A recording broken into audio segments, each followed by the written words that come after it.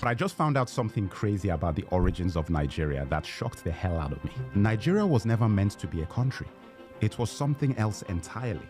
In this video, I'm going to tell you exactly what I discovered. Oh, and I want to acknowledge Burna Boy for bringing my attention to this in his song Another Story on his album African Giant. Thank you for inspiring this video. And all of you, let Burna Boy know he got to me, and now I'm sharing this information with you. The creation of Nigeria was never about democracy, never about Christianity. It was all about money, business, and profit. None of it for us. Pay attention. The area now known as Nigeria was called the Slave Coast up to 1870. This was the point at which the British had stopped slave trading and moved on to palm oil as their primary commodity out of Nigeria. One of the main suppliers of palm oil was the Benin Kingdom, and you have to watch my video of one of the greatest African kings most of you have never heard of, Oba of Oranwen. This is an important story for me personally because I am from that region, so they are my people. And his fight with the empire over palm oil is one of the greatest stories of African colonial history. Anyway, everyone wanted palm oil, and especially the British. A man called George Goldie set up the United African Company in 1879, which was then changed to the National African Company. He structured the palm oil business in the Niger Delta region, and by 1884, he had a monopoly that the British could exploit. So in 1886, Goldie violated the agreement he had made with the chiefs and moved his operations into River Niger and Benue. The company was also renamed at this point to Royal Niger Company. Goldie tricked the chiefs into signing unfair trade deals, giving Goldie exclusive rights to export palm oil instead of what the chiefs thought would be free trade.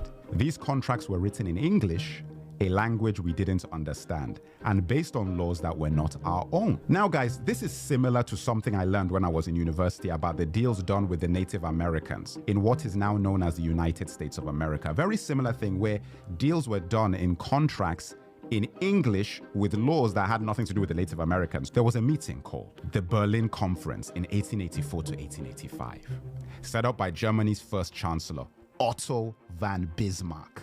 This was where the colonial powers discussed how to carve up Africa and structure trade across the pieces of our continent that they would take. We were not a part of this conversation.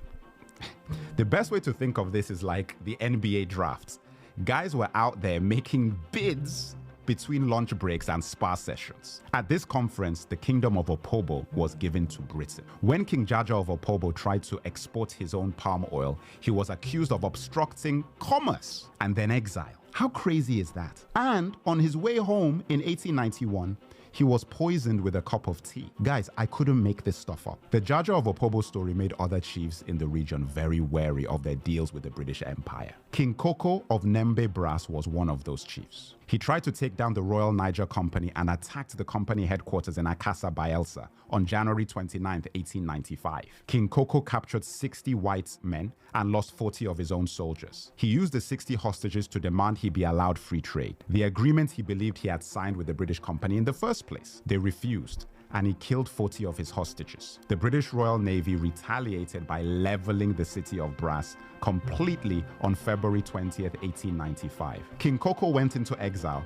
and the British not only took control of the palm oil he once had, but also fined the people of his kingdom £500 as well as confiscating their weapons. Tragically, King Koko committed suicide in exile in 1898 after being branded an outlaw by the British company that had taken his kingdom, palm oil, and reputation. The Royal Niger Company sold its territory to the British government for £865,000 in the late 1800s. This territory was known as Nigeria.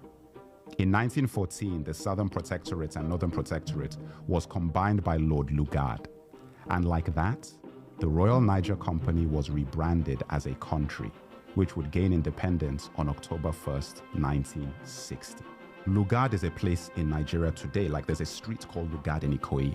The Royal Niger Company changed its name to the Niger Company Limited, and it was then acquired by Unilever. Unilever still operates in Nigeria to this day. And that, my brothers and sisters, is how Nigeria came to